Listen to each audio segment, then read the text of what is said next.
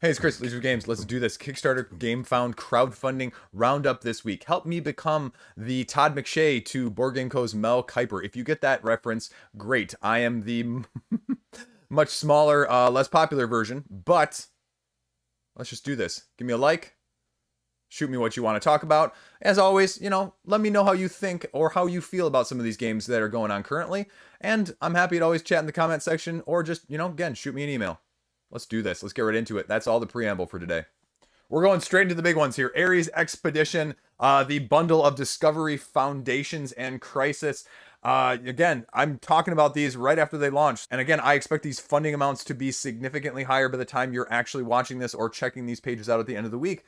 But we've already got several big hitters raising a ton of money. And so it's going to be really interesting to see where these all end up or how they sort of plateau and keep track of sort of over on KickTrack and watching the trends. First up, obviously, Ares Expedition with all three of these. And now the most interesting aspect of this is going to be the discussion whether or not it's worth backing now versus later.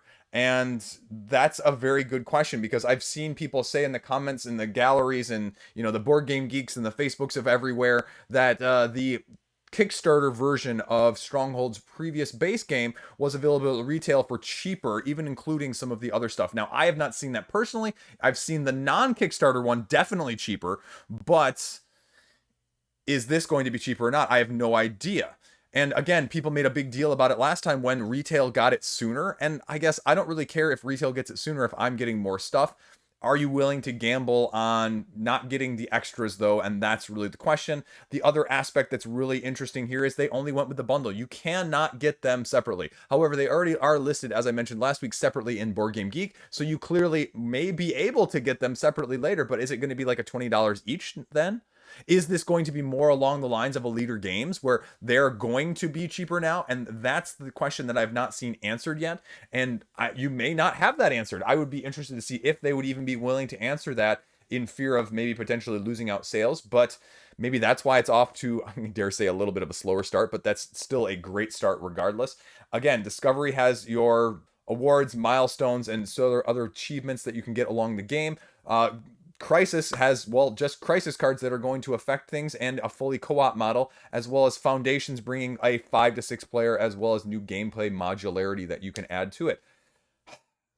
My review will never end up on this page, but I did put out a review a week or so ago, and I think it's one of my best reviews to date. So if you really want to check it out, and that'd be really awesome, you can. I'll put the link above and below. But apart from that, again, the question just is, do you need more? And so far, the arguments in terms of the hype hotness tends to be yes, in terms of the people who have played it. So I am probably going to be backing this at some extent if I can convince myself to get it on crowdfunding, because I really do like Terraforming Mars Ares Expedition. Spoilers. And so again, I'm going to bank on the fact that maybe it's going to be slightly cheaper if you even include shipping, which I think is $15 for the US. So it brings you up to about $64, which, again, if they're each $20 at retail, and you can pick them up at Target, even if they're at the same time, is that extra $4 potentially worth it? Because that's the way I imagine it. If you're really marketing this for retail, like I imagine Stronghold Games is doing, like they did with the base game, as they're trying to get individuals in, I don't think you're going to target individuals on the retail side who are non-gamers who are interested in this game within all three. Because I think then again, you're going to price them out. And so I think you are going to split them. So I think it probably is a really good deal. Now, the add-ons that they talk about, there's just a whole lot of add-ons down here. You can get all sorts of, let's see, all that stuff. Sleeves. You can get 3 levels of the metal resource cubes, and there's also an accessory pack because the backs are different on these, which allows you to separate the crisis cards out differently. I don't need that, but then you can also put sleeves on them after they're different. Anyway, don't think about that one too much. Dual layer player boards if you missed the first time around, and then the promos if you missed the first time around as well. So you can get the extras that were included in the first time. So that's a nice plus, though, if you're one of those people. Now, again, can you get the add-ons if you did not get the base pledge? I did not see that. Let's check the FAQ, and let's see. Oh, and actually, forget everything I just said, because if you go over the FAQ here, it says this will not be in Target like the last campaign. So that's interesting. Interesting. It adds a new wrinkle. And again, that is great. But they also say here the other most interesting aspect is you can get the original Terraforming Mars games, expansions, and big box in the Pledge Manager if you're in the US or Canada only. Little hidden part in there I did not see on the campaign page when I was looking earlier. But there you go. I think then it definitely becomes worth it, and I will be backing this and getting it at some level, and that's my opinion on it, and you can disagree with me in the comment section. But there you go. That's expansions for Ares Expedition. Interestingly enough, though, they took off the Terraforming Mars here. No Terraforming Mars here in the title. Did you notice that? No Terraforming Mars right here. Interesting little nuance there. Next up, we're going to talk about it because I played it and I put a video out for it. And it's Tidal Blades 2 Rise of the Unfolders. I played through the whole thing. James Hudson sent it to me and I was able to whip something out after spending pretty much my whole weekend playing Tidal Blades 2. So if you have any questions or comments, again, let me know because I can probably answer them. Again, not as many backers, but a little bit more money actually, which is actually really surprising when you think of the two of them. I would not have predicted this one had more, but this one's killing it. Now, the pledge level also is much higher, but it's not as high as you may think because they're offering several other different levels. Obviously, they're doing the RPG too. I'm not going to focus on that whatsoever because that's not my forte, but you can get the board game with the extra scenarios because that was the reason why you're going to be getting it on crowdfunding. And you can get it for $89, but it has standees, which standees are fine. I have no problem with standees. You can get the upgrade pack here for an extra $20, which I believe is what, like the hero miniatures and the upgraded shells and fruit, it says. And then the full-on deluxe is going to cost you $160, which is getting deluxe miniatures and resources as well. So again, this is a scenario-based, campaign-driven, different style of dungeon crawler set in the Tidal Blades universe that the worker placement is set in the first place from several years ago from Druid City Games.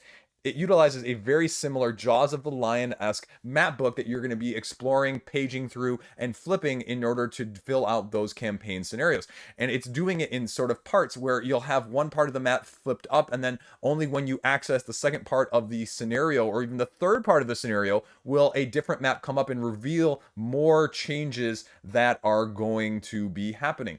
Now, again, one of the things I mentioned in my video that apparently, James Hudson has said that other people have mentioned too, is that the difficulty still needs to be worked out a little bit. The boss battle was incredibly tough, and the other scenarios were a little bit easier as someone who played them through with two-player multi-handed. So again, the characters are asymmetric enough, but they're also similar enough that you're not going to have to relearn a new game if you change characters. I don't know what they're doing if you jump in, jump out. I did not see anything mentioned about that. I didn't ask them about it, but that would be the other question because it scales. So it scales from anywhere from 1 to 4, 2 to 4. I'm thinking 2 to 4.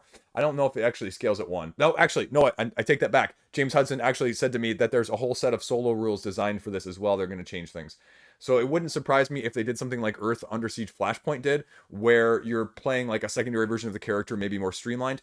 But the best part about this game that's most unique is this player action board here, where you're laying down these cards and activating the row or the column. But if the cards are empty, or the slot is empty where the card would be, there's still a bonus down there, so you're still getting the actions. And so the order in which you choose to cover these up and the order in which you choose to use them significantly matters, and it allows you to mitigate a little bit some of the dice rolling that you're going to be going up against, because the enemies do not have to roll, but you do have to roll to hit. So you need to be aware of that. Again, I go over this in full detail on my video, and you can check that out in terms of what you need to know. Again, here are the characters that you're going to be seeing. And I don't think I have Sagashi actually in my box. So that must be another character that they're including. And again, it goes through all of the stuff that you're going to be getting. The scenarios are nice. They're easy to play. The other reason you might want to consider this is because, I was able to play 2 scenarios in, under 2 hours. So that is, again, solo multi-handed, but that has to be said because if you can't get it to the table, why buy it in the first place, right? No FOMO here. We're all about getting to the table. And it works really well. It's smooth. It's got a well-designed system. The enemies are different enough. I expect we'll see more, and he even said, as I was chatting with him over the weekend, that there will be more surprises. Their second half of this campaign is going to have some stuff that is going to get more people excited, so just be aware of that. And again, be aware of what else may lurk. I'll probably have to do an update later in the campaign just to see what those are. So if you're not following already, you will need to be following. They're revealing the scenarios as we go. That's kind of cool. And you get to see all the daily reveals as well. A couple how to plays. A couple other people, including a couple upcoming streams if you're interested along that, or I guess they probably won't be upcoming streams by the time you guys view this, but at least at the time I'm filming this, they are all upcoming for the most part. So then it goes into the role playing, and I will skip over that. But that is everything you need to know about Tidal Blades, and whether or not it is for you, give it a check out because it's doing awesome. Speaking of doing awesome, we also have Casting Shadows by Remy Batty from Unstable Unicorns, Unstable Games. And this is a different take in that universe. And again, I cannot say enough, and I'm backing this right now just because the Unstable Unicorns and even Here to Slay were very tempting, but both were ultimately a little bit too light for me. But the secondary market on these games is insane. Insane. But the artwork is amazing. And you're going to see something down here at the bottom that I think is really, really cool. I have not seen anything like this with these, what are they called? I'm going to get this right here. Not only do they have acrylic standees, but they have, I believe, vinyl figure sets as well, and those look awesome. And again, this is more of a battling, grid-based competitive strategic game where you're, again, resource management, upgrading, abilities using, and unlocking your shadow form to become the shadow caster. Now, there's a rule book that you can check out, but look at these. This is what I was talking about, right? These are awesome looking. These vinyl figure sets. The vinyl figure sets of the shadow forms look freaking sweet like Pokemon, and that's awesome. And so again, there's always big Kickstarter exclusives with these other campaigns, so if you're interested, you really should be getting it on crowdfunding, because even the base level pledges of the Kickstarter editions from the previous campaigns of Unstable Unicorns or Here to Slay go for significantly more on the secondary market. The only thing I really don't like is this is a huge jump, $100 difference to get the playmats, the board, and the acrylic standees. I mean, I think if it's like the other campaigns, you might be able to get some of the, like, piecemeal it, but I don't know. And again, it's another $100 to get the vinyl figure sets. 12 of them in total. Those ones, they just look awesome. Again, the art is freaking fantastic. I love this art style personally, but I know some people don't. Again, it goes through what you're going to be doing, and you need to look at this rulebook, because whether or not it's too light for you or it's just a nice filler game, I think that's what's really going to appeal. Now, there's no videos, and so you have to take it for what it is between the rulebook and the just the conversation about what the gameplay entails. And the stretch goals are definitely all spread out, so again, you need to be aware, but again, it's all Kickstarter exclusive. So we're going to see a lot of that and a lot more of it between the here and the end. You go through the expansions and the add-ons, and there's more to come, because there will be more to come. And you're going to have it potentially by the end of the year. And I think they've done relatively well in terms of that. Oh, no, just kidding. Beginning of 2023, which still, whatever. I got plenty of games to play. $10 shipping-ish.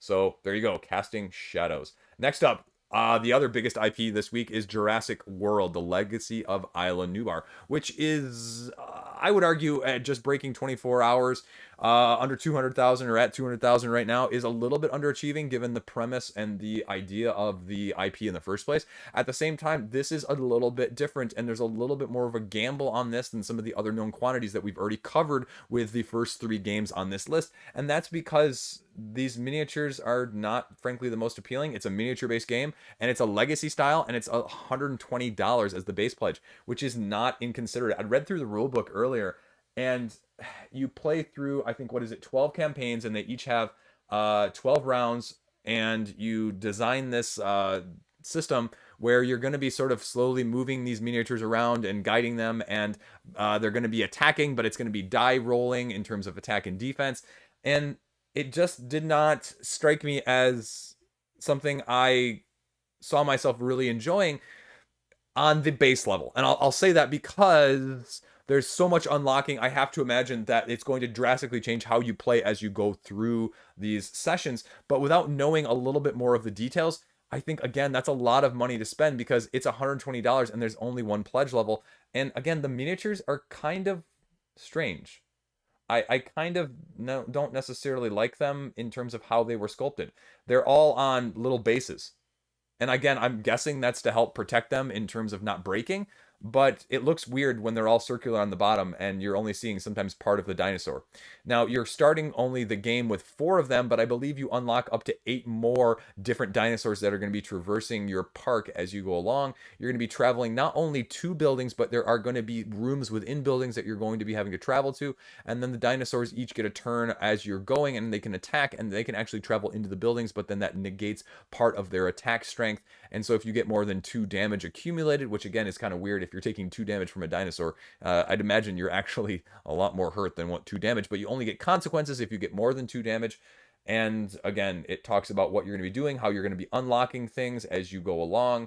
The scenarios as well as the areas that you're in are going to produce different things, and you're only going to flip over those areas as you are in them in the first place. It's very high level in terms of they're going for it. Prospero Games and Funko are really going for it here, and we're going to see. But this is one where personally I am right now, unless they show me a little bit more of the nuances that are going to be introduced. I mean, it definitely could be more of the Zombie Kids Evolution sort of thing, where I really enjoyed that game as a kids game, even because I love unlocking new things. But for $120, I'm afraid to unlock new things without knowing what some of those new things are and how much they're going to be adding, because they're definitely going to be adding something, because this base level game is very introductory. But again, to what extent, how much, or how drastically is it going to change the game? And that's the question I don't have answered to, and I don't think we'll get an answer to through it. Probably maybe throughout the campaign, but I would hope that maybe we'll get a little bit more spoiler-ish stuff if you're okay with it. So again, I mean, here are the miniatures. But again, like if I want a T-Rex, I want a T-Rex, man. Again, it's cool, but it's not a full T-Rex. It's a T-Rex upper body. Same thing with the Stegosaurus and the Velociraptors. I mean, again, they're cool, but yeah. So again, like I mentioned, revealing the round, going down to the different sectors and taking actions there, and then the dinosaurs get a turn, and then depending on how many consequences you have, you can also lose that way as well, because it's a little bit pandemic-esque. Rulebook's right there. Timetable is right there, so end of the year delivery. And that's all you need to know right now. If you want to know more, you can check out a little video or read the rulebook yourself. Speaking of games that I also got a chance to test and play and do a video of, Mercurial.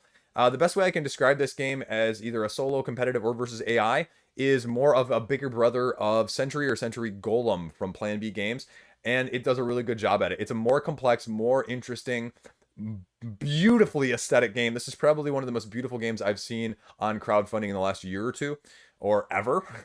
And it's just absolutely fantastic. It adds a third row, it adds a third element, it adds a whole new aspect of the engine management, resource management design to Century. I mean, it's clearly, as much as Tidal Blades is influenced by Gloomhaven Jaws of the Lion, this is even more so influenced by Century Golem. And again, it works. It's a very smooth game. It works. The one big criticism I said in my video, which I'll put up here, was just that it felt like the engine started a little too slow. So David Go, the designer from Hyperlix Games, is going to be addressing that, and he said that other people had said the same thing. So it's going to work well. You're going to be rolling dice, getting resources, using those resources to craft spells. Those spells then get you these cards. These cards then, as you use them to combo them together, allow you to buy these cards in the middle, which you need either Ruin or Reward. I can't remember. Ruin, Chaos. The red and the blue, I'm completely blanking on the terminology, but depending on which one you buy, one's easier to get and you can get the other one. But if you balance them out equally, then you can actually get more points than if you did either one alone. It's a very interesting game. I think people are really going to like this. It's really going to surprise people. And so if you have any interest in this whatsoever, you should definitely be checking this one out, because again, it's really easy to get to the table, but it has a lot more depth and strategy than I was expecting. And I have no qualms in saying that. Again, rules are there. Everything is out there.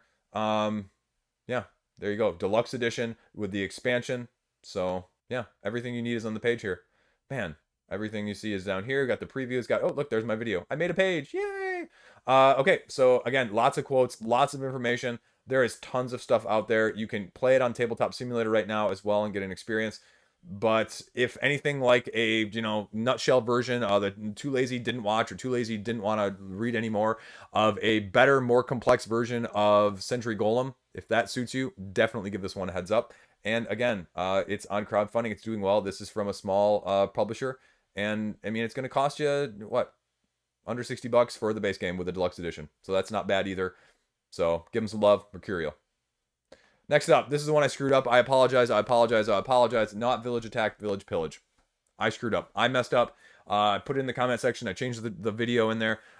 It's the Robin Hood expansion for Village Pillage. It's a Mensa selected board game winner. So what are you actually doing, though? And I love this because you're acquiring turnips. If you've ever read any of those kids' books where the animals love to eat turnips, it's like this weird paradox that they actually love turnips instead of hating turnips as they may normally expect. So again, Mensa, though, I've heard things about this Mensa Select. Like, you have to pay money to even get your game submitted to them. And so a lot of it is more of that. Anyway, though, that doesn't mean anything, though, because, I mean, they still choose from the games that are submitted. So Again, how do you play? It talks about it here. The rules girl, you're choosing cards, playing against your neighbor, and revealing simultaneously to do different effects depending on what your paper, scissors, rock sort of hand looks like. So they're adding just more in terms of a dozen new cards and making every game even more asymmetric as sort of a party game-ish. Take that as sort of a lighter version of Oriflamme, if you will.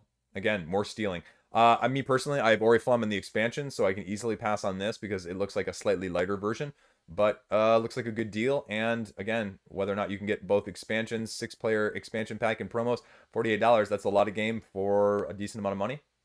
Whoa, even more here. Metal chicken coin. Metal chicken coin. Never thought I'd be saying it, but there you go. It's going to go with Ignite, and you can check it out here from Bluebeard Entertainment, Village Pillage Robin Hood expansion. Next up, we have more of a almost tower defense game from Red Joker. This is another game in the Okko universe. This is Okko Chronicles Cycle of Earth.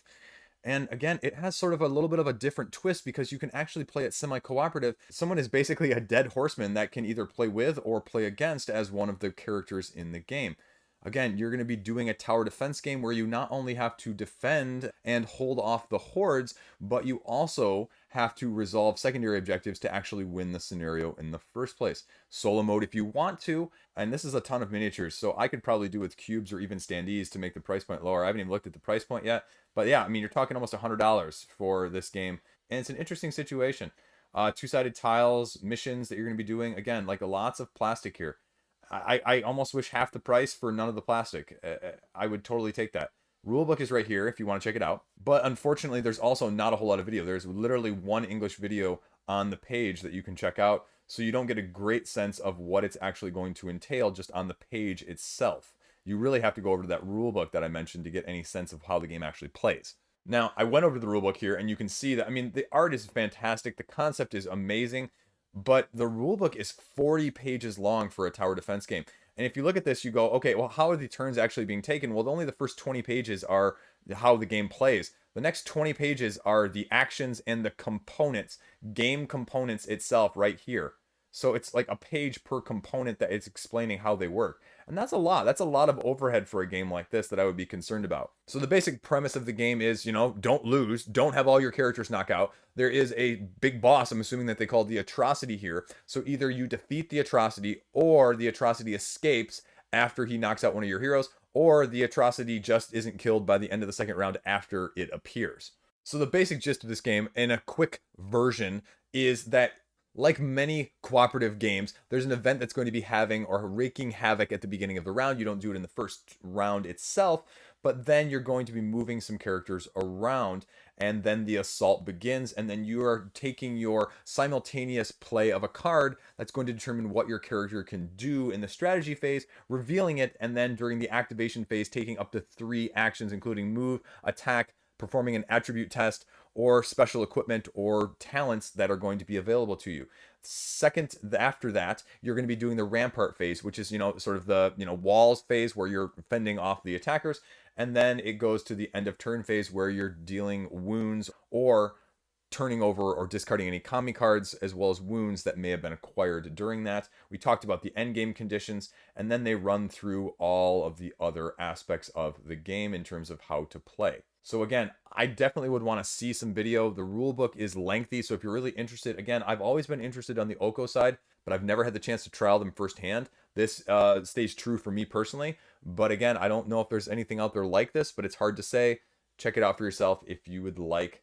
That is Okko Chronicles. Next up, we have a combination of Roll and Write and Robinson Crusoe. This is Island Alone that you can do as a solo Roll and Write game. I believe solo. We'll see. I think maybe multiplayer as well, but it's almost at $2,000, which is doing great, actually. So they've done I remember this person, the Lot of Games bundle. I remember talking about that on the upcoming crowdfunding weekly, a long time ago, because it was literally called Lot of Games bundle. Sandbox world, roll and write. Again, it's kind of a cool concept. It reminds me very similar of Voyages, which came out at the end of 2021, as well as the upcoming Explorers roll and write, which seems a little bit more like a complicated version of Voyagers. Sort of a mishmash of the two. You can print and play as well. Is there a print play? No, it's just print and play. So there you go. Core, the all-in. The all-in's only going to cost you $8. So again, if you really like these things, you should be really checking this out because print and plays are, really worth it. And Voyages for me was definitely probably one of the best value Kickstarters I've ever played or bought. So additional maps, additional solo play, multiplayer, everything you want out of this. Again, there you go. Different scenarios. Everything you need to see is on the page. Rules, videos. Again, kind of a cool concept. It's doing great. Doing gangbusters for a really, really small indie game. That is Island Alone. Now, going in the opposite direction, we have Fire for Light. And this seems like a great concept. And I'm a little surprised it's only got $18,000 at the time of me filming this. And it's got a even more surprising $100,000 goal. And I think it's just getting overshadowed by all the other stuff at the beginning of this video. I think that's really what's happening. This is one that I go, if this one doesn't fund from Greenbrier Games, it's going to come up again and maybe a slightly smaller funding goal when other stuff is not as prevalent in terms of the $100,000 campaigns and $100 pledges everywhere, because this looks like a very interesting campaign game. But again, it's a campaign game. So how many campaign games can you have, even though this one, again, looks like it's a very accessible one from Will Sobel and Greenbrier Games? Cooperative, hybrid, survival dungeon crawl game. And I mean, it's not inexpensive though either. That's the other thing. I'm a little surprised by this, but I think it has several different levels here. $99, $169 gets you the expansions, and then the miniature pack at the higher level is also $269. So that's really expensive. Again, I mean, it's a small company. It's going to cost more. So I'm not really surprised, but I am a little surprised comparatively to the other stuff that's going up right now. Secret packages as you're revealing things as you play. So it's got that aspect as well. And again, miniatures versus standees. How do you feel? The miniatures are going to cost you. And again, that's okay. But you need to be aware of what you're paying for. Roll and write. Now, is this coming with it? I think it just is coming with it. So there you go. Why back now? Community access, price, shipping. Pledge level. Again, 3 expansions. No, exclusives plus 2 expansions is $170. So each expansion is costing about $35. Then you're getting the miniatures for another, what, $100. Ooh, that's a lot. I can't lie. That's a lot for a miniature expansion only, right? Camp upgrade you can get as well. Art, miniature packs 119 separate. Yeah. I mean, I'm assuming it's a lot, so I can't judge the value, but it's a lot of money, period. Community stretch goals, and a few videos down here at the bottom. So you can check it out. Rules as well. Yeah, that's cool. I like it, but it's up against some stiff competition, and so I wouldn't be surprised if this is one that, off to a slow start, but we'll see where it goes. And you know what? If it has to relaunch, I've seen a lot of great success on relaunches in the last year. So there you go. Mr. Meeple, 5th anniversary. If you want a board game t-shirt, they're funded. So 114 people are getting t-shirts, and they have some interesting designs. I like the fact that these are cool, and they aren't too gaudy at the same time. So if you're looking for something to wear, I mean, I go to Redbubble usually lately. Socks. Now, if you made compression socks, I'd be all over that. I'm wearing compression socks right now. It turned 40, today in Michigan. So we all celebrated by wearing shorts for the first time this winter. Sorry, couldn't resist. Some bigger name folks, I don't know, a bunch of people from around the industry wearing shirts and stuff from them, and clothes, apparel, everything else. So again, check it out. I wish there was a little bit more. I don't know, all these videos, are they just people wearing the shirts? Or are they people talking about the shirts? I don't know. Tons of videos though. Tons and tons of videos. But I kind of want these designs to be a little bit bigger so I can see them. Okay, there you go. You got to click on it to get over to the Google Drive page. So if you want to see what else they have, I wish there were more blown up pictures on the page instead of so many videos. That'd be my only criticism right now. What are we talking about for price point though? Pledge Manager, 1 t-shirt's $20. That's fine. So it's, less than you'll pay on Redbubble. So good deal. Check it out. Throw Octopus. Not Throw Octopus. Not Octopus Kraken. Not Crash Octopus. This is Throw Octopus. Tile placement puzzle game, 1 to 5 players. And it's set in a magical octopus world. So everybody's an octopus, I'm assuming, in this game. Or everyone is in the world an octopus game. So $25 Kickstarter special. Tile laying. It reminds me of Dino, the one from last week. Octopus Duel even. So you're getting a non-suitable for work action card game expansion. No, pass. No, thank you. I just, that doesn't do anything for me nowadays. The plushie is cool though. I kind of wish it didn't have the sunglasses, but I understand it at the same time. Duel, again, I don't really want an extra game and pay extra money for it. I understand it, but at the same time, just give me the base game. And do you get the base game here? Oh yeah, you get the $25 gets you everything. Gets you a baby throw plushie, the tiles, and the base game. Okay, that's good then. I don't need that deal. I don't need the $49 deal. I'm hoping that all of these limited pledges would be enough for it to fund. Because if not, that'd be kind of weird. But there are limited pledge levels at both of these. So, tile placement. Yeah, that is a big plushie. Holy, the world's largest stuffed octopus, 5 feet tall. So if you weren't already looking at this, you should be looking at it just from that side of things.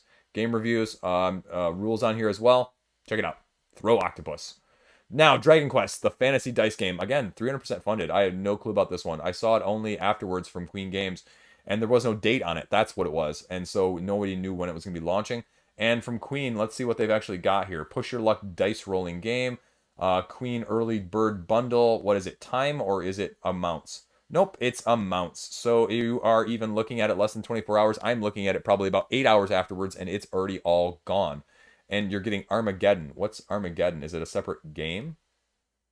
Yes, it's a separate game. So you're getting them both for $49. But if you just wanted the dice game, it's only going to cost you $35. So I guess, I don't know. Queen doing some strange stuff with the pledge levels lately. Roll and write. It looks like almost a dungeon crawl roll and write as well. So rules, overview. What are you actually getting here? Movement dice, treasure dice, all these sorts of different dice that you're going to be rolling. Chamber tiles, delivery, production. There's a rule book, but there really doesn't talk about much about Armageddon. So like if I was at that early backer pledge level, like you don't even know what Armageddon is. You just see that it's an exciting strategy game with tactical choices. That's literally all it says with cards. So if you go over to the rules section here, it talks about it. You're going to be rolling dice, and then other people they're going to be using wall tiles to potentially take that or trap you on your own board. And so you're going to have to try to traverse your castle while other people are going to be actively playing on your sheet as well. If you roll enough skulls, though, you end your turn, essentially. If you make it to the treasure chamber, you can push your luck and stay there until you decide to head for the exit. The longer you stay, though, the higher the chance the dragon wakes up. You want to be the first person to the exit. If you're the only person to make it to the exit by the end of the game, you win. But otherwise, if multiple people make it, then you're the one with the most treasure is going to win. But there's a number of ways, apparently, that you can lose and die a horrible death, they say. And they go through the rules in detail, marking off the rounds, rolling your movement dice, how you're moving across, and how you're accumulating points as you go, including those wall tiles that I mentioned, the yellow danger dice, and your life points, as well as the treasure and the monster down here at the bottom. So if you're interested in Queen games, check this one out. We had a couple of little interesting Japanese games, or Japanese ports, if you will, that are coming at the end of this video, and by no means are they going to be last. The first up is Bossa. I actually reached out to these. Banana Moon, I think is the name of the company, and this is an interesting game. I need to get a rules clarification from them. I'm waiting to hear back from that because we just played it tonight for the first time, and it's this interesting tile legging game where you have either the black pips or the white pips that you're using, and you're making a row in a straight fashion if you're familiar with more of the poker term. So like 1, 2, 3, 4, 5, 6, 7. And you can use anywhere from 1 to up to 3 tiles here, but it's based on actually the number of tiles that you put down next to it. And there's a basic rule and there's an advanced rule, which change the number of tiles that you can use based on what you used next to it previously, if that makes sense. And then you have these 3 action discs that allow you to change the hand of the tiles that you have in the first place, because you're drawing 4 tiles, and then on your turn you draw a tile, play tiles. You can either exchange a tile with your opponent, you can discard a tile and redraw a new one, or you can place tiles on top of tiles that are already down. And so I just need some clarification on a few of the rules, which again, it's this very nice case, very nice little tiles here. Again, for the price point, it's probably actually really good, because the price point's only $15 for the standard edition. I think I actually have a classic, maybe though. So yes, I have the classic. So the classic is definitely more expensive. I think you'd be fine with maybe just the standard edition, but it's going to be something that's slightly nuanced in terms of counting the pips and trying to manage them. Again, one of the issues I'm waiting to hear back on is 6 rows of tiles, and does that include the actual die that you're using? Or not. Again, it plays really quickly, and so you can see right here you're doing along either the black pips or the white pips after you have these 3 action markers that are used on your turn, and that is your turn for that time, and you just either playing on your line or your opponent's playing on their line, and like I said, rinse and repeat until either someone, depending on the rules, the classic or the advanced, either runs out of tiles and they win, you can't play, or the deck runs out in and of itself. And so it runs through the rules here. It runs through the different components and the different versions that you can have here. Yeah, I think I have the classic edition right here. So yes, those are very reminiscent of what mine are. And then they run through, well, again, the pledge levels and the rewards. So I have yet to get it fully played more than once or twice, and so I need a little bit more time to let you know. But I'm going to be doing sort of a combo video here of a couple of smaller indie games and put out an indie game review video sometime in the near future. So if you're interested in that, please like, subscribe, whatever. I know those aren't going to get the clicks from you guys, but if you really like this sort of thing, this is the unexplored gems of the board game world that I love talking about. So that is Bossa. You can check it out, and these other ones look really kind of cool, actually. These multi-layered ones. Okay, yeah, and shipping is usually pretty decent on these, so not a big deal. Shipping is actually done really well from the Japanese indie game designers. I haven't had one have trouble yet with coming to me, even though sometimes the packages are slightly mangled. They have come in beautiful shape. So there you go. Next up is Dupli. This is actually Silver Vine. I guess they're an RPG tabletop company, but they are porting over this indie Japanese card game, which is a complicated version of, reminds me a little bit of a bluffing version of Coup meets Oriflamme, if you will, meets Love Letter. Because you start out with 9 cards in your hand in the classic mode, and you get these 9 cards which all have interactions with other people. And you can see I was even looking at the video here in order to explain it to you in the first place, because there's not a rule book on the page. That's probably the big thing that I would say. And you really have to go about 5 minutes into this video before they get into the nuts and bolts of it. But essentially, I'll blow it up here for you guys. You have these 6 different cards. They all have powers. You're going to be laying down 2 of them at a time, trying to get the highest combo of numbers. But, you know, this one cancels this one. This one cancels this one. If this one is played, you can't cancel this one. This one isn't affected by anything. So a little bit of everything along those lines in terms of how you're doing it. And again, it plays really quickly. Once you play all the cards, there you go. You can play up to 4 people. If you want to play up to 4 people, then everyone just starts out with 9 random cards potentially if you really want chaos. And the art is beautiful. It's fantastic. It's a port. This game was, I believe, over at the Game Market in Tokyo. If you go over to their website, and this was, I think, this past year, actually. And it also did crowdfunding in Japan, one of the big Japanese crowdfunding websites, and it was successful. It's selling really well in Japan. And so they're bringing it over so that we can play it as well. If you want to know more information, obviously just check out the video, and you can go over to their website here and get a little bit more information as well of what the past of this is. But Japanese indie card game, and like I said, it looks like a combination of Oriflamme, Love Letter, and Coup all in one, only with paper, scissors, rockish. So plays light, is light. I think the pledge level is great, and so $13 is discounted. Want 2 for 25? No problem. Again, this is one of those where I'm really tempted to, like, one of these times buy one of these higher levels and then just, like, disperse them to, like, other reviewers or something and see what happens. Like, you know, send one to the Dice Tower and send one to Board Game Co. and send one to Quackalope. And because, I mean, this is the stuff that, you know, no one else is covering, I feel like. So that's why I like talking about this stuff, and I'd love to put this stuff on other people's radar. So there you go, Dupli. And now we have Pit Formula, the formerly known as Pit Crew, a simultaneous game of math. And, you know, this is the interesting aspect. It's a lot of mental math as you go based on the parts of the car that you're sort of putting together and using that to race around the board. So there's not a whole lot on the page that talks about the actual mechanics. So what I did was I pulled up the rulebook here so you can kind of see. You're drawing cards, repairing whatever the card tells you is the problem, scoring it, and then resetting for the next race. And so depending on what place you're in, it sounds like you may have to do different things, where the leader obviously has to repair the engine and the gas. The other players maybe only have to do 2 tires and gas. So again, it's going to provide a little bit of a different challenge depending on where you are, to give a little bit of a catch-up mechanic from the math aspect, you know. And who doesn't love doing mental math with a board game in pieces in the simultaneous race style play? So there you go, you get a little bit of sense of it. And again, it's one that isn't funding currently. Under 48 hours, it's about a third, 40% of the way there. And again, the price point seems fine, $30 for an early bird here.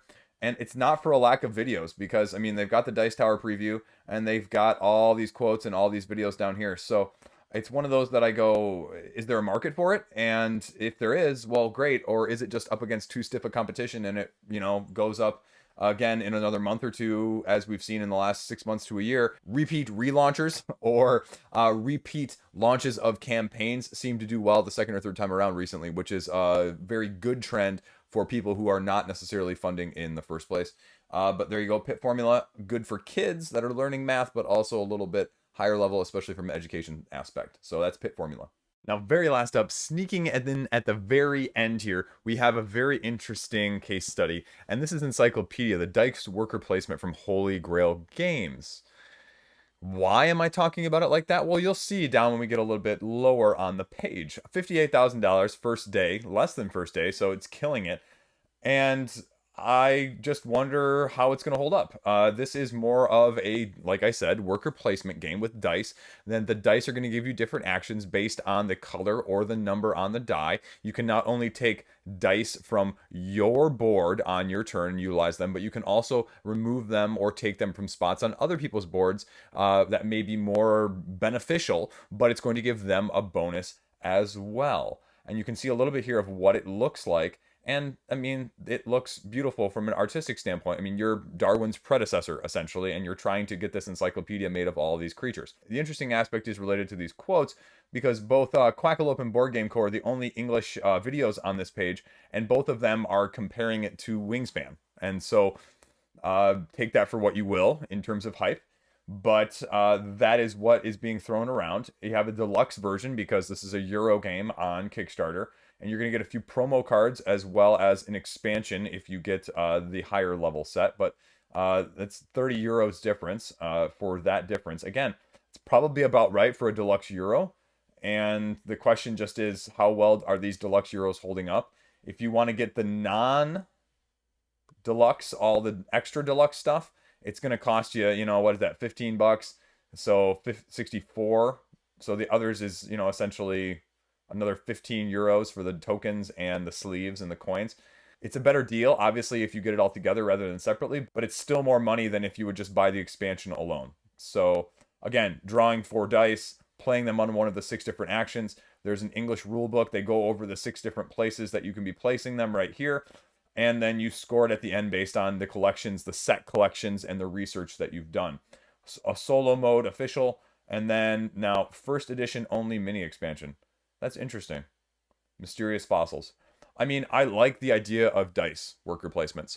I have not found one yet that really appeals to me as a non-Euro person, a non-Euro worker placement person. So that is, I mean, what it's saying right there. And so I have no idea, because I don't get a good sense of necessarily how it's played based on reading the rulebook, because I read the rulebook earlier and it sort of made my eyes glaze. Not like, it's not super dense, it's not super difficult, but I just didn't get the greatest sense. So for me, I'm probably going to watch the gameplay video that Holy Grail Games did right here. And that's going to be sort of the make it for break it for me. So here you go. The title of this one is The Game I Wanted Out of Wingspan. And could this be, or could this replace Wingspan? So there you go. French videos, and that's everything. That is what it's going to be. I don't even look at shipping nowadays on any of these projects. If you really want them that badly, shipping is not the barrier. It is what it is. But anyway, this has both more and less. I wasn't sure what to expect of this than I thought in terms of funding. But there you go. That's the last one this week. Let's do this. Okay, that's it. That is the roundup for this week. That is everything you need to know. One of these times, I'm just going to buy one of those pledges. I almost did it with 9 Minute Kingdoms. You know what? I should really reach out to them and just say, like, 9 Minute Kingdoms, here you go. Would you, you know, give me copies to disperse to the masses? Because again, like, some of those indie games, I am probably the man on the board game scene that watches the most crowdfunding. I don't say that as a brag, but I do say it as a brag at the same time, because I love talking about these projects at the end here, especially that don't get the limelight that others do. So yeah, we'll see. Again, like I said, I've got a couple of games that I'm going to be putting on sort of a mini review. Let me know what you think. Would you prefer individual reviews? Or if I've got a couple of these smaller indie games, especially the Japanese ones, I've got 2 right now that I know of that I'm going to sort of do together. I'm probably going to do that. And I've got a couple of the bigger ones as well that I've sort of been separating out. If you saw this past week, we had Earth, we had Tidal Blades, all of that fun stuff. So you know, again, just I'm trying to figure out how to best go about doing that. So if you have any thoughts or suggestions, let me know. Apart from that, I'm the man with no plan. So that's all I got. It's gonna be a long weekend. It's gonna be a long weekend. I got nothing else going on, at least in this video. I mean, because the weekend is ugh. We don't want to talk about that in Michigan and 40 degrees. And anyway, that's yeah. No ramble. Plenty of rambling, but not rambling here. Okay. Stay classy. Have a great day. Thanks for watching.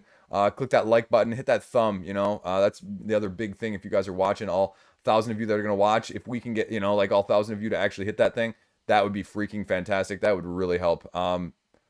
We are near the end of the third month of the year, and I want to hit 10,000 by the end of the year. And so that's a lofty goal to get about 4,800 more subscribers, basically double my channel in 9 months. So, whew, it's gonna be tight.